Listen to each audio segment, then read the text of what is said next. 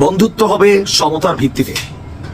এখানে আমরা একজনকে তেল মারবো, ভারতকে আমরা জি হুজুর করবো, পাকিস্তানকে জি হুজুর করবো। I don't like this. আমি একজন বাংলাদেশি, আমি আমার অধিকার বুঝে নিব। রাষ্ট্রের প্রয়োজনে, দেশের প্রয়োজনে যে কোনো দেশের সাথে আমার বন্ধুত্ব হবে, বাট রেসপেক্টটা থাকতে হবে। আমি ছোট দেশ, তুমি বড় দেশ, তোমার পরমাণু আছে, তুমি সীমান্তে আমার সাথে গায়ের জোর দেখাবা, মানে কথার আগে পিছিয়ে গুলি চালাবা।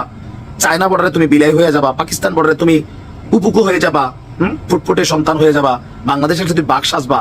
এগুলোকে কন্ট্রোল করা দরকার।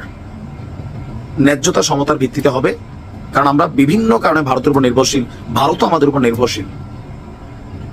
সমতা এবং ন্যায্যতার ভিত্তিতে যদি সম্পর্ক হয়, ফাইন, আগায় যান। প্রিয় দেশবাসী, আপনারা যে যেখান থেকে ভিডিওটি শুরু থেকে শেষ পর্যন্ত দেখেছেন, আপনাদেরকে অসংখ্য ধন্যবাদ জানাই। আর যারা এই ধরনের নিউজ লাইভ দেখতে ভালোবাসেন, তারা অবশ্যই ইউটিউব চ্যানেলটি সাবস্ক্রাইব করে রাখবেন আর এই ভিডিওটি শেয়ার করে অপর ভাইকে দেখার সুযোগ করে দেবেন। তাহলে সবাই ভালো থাকবেন, সুস্থ থাকবেন। দেখা হবে পরবর্তী কোনো দেশের আপডেট খবর অথবা নিউজ নিয়ে। আসসালামু আলাইকুম।